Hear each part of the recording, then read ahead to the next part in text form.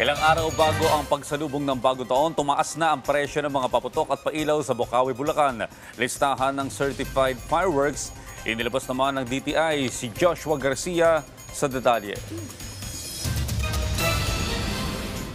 Dumayo pa mula Bicol si Carlos sa Bocaue, Bulacan para mamili ng paputok na kanilang gagamitin sa bagong taon.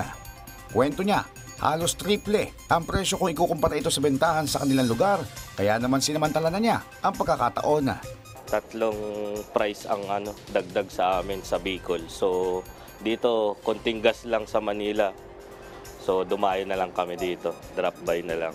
Tumaas ng 5 hanggang 10% ang presyo ng mga paputok kung ikukumpara sa nakaraang taon. Gayunpaman, ayon sa mga nagtitinda, posibleng tumaas pa ito nang aabot sa 30% sa mga susunod na araw. Kaya payo ni Mang Tony na halos 2 dekada nang nagtitinda ng paputok, kung posible anya ay mas maaga na mamili bago magkaubusan ng supply at para makaiwas na rin sa dami ng tao na dadagsa para mag last minute shopping ng paputok. Stop na kasi yung mga manufacture. Before December, nag-stop na sila. Kaya paubos ang paubos, hindi yan dumadami. Kumukonti na kumukonti. Kaya lang, after 28, yung 3 days before ng New Year, ang mga tao sobrang dumadami.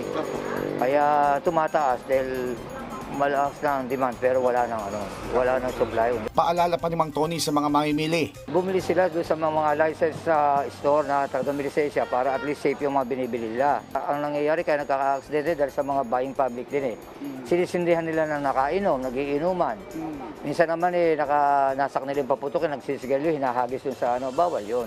Samantala, nauna na nagpaalala ang PNP na delikado ang mga sumusunod na paputok dahil maliban sa iligal ay mapanganib ang mga ito lalo na kung may expose sa mga bagay na maaaring panggalingan ng biglaang pagsabog gaya ng friction, impact, shock o heat. Habang naglabas naman kamakailan lang ang Department of Trade and Industry ng listahan ng certified fireworks para gabayan ang mga consumer sa pamimili para sa bagong taon.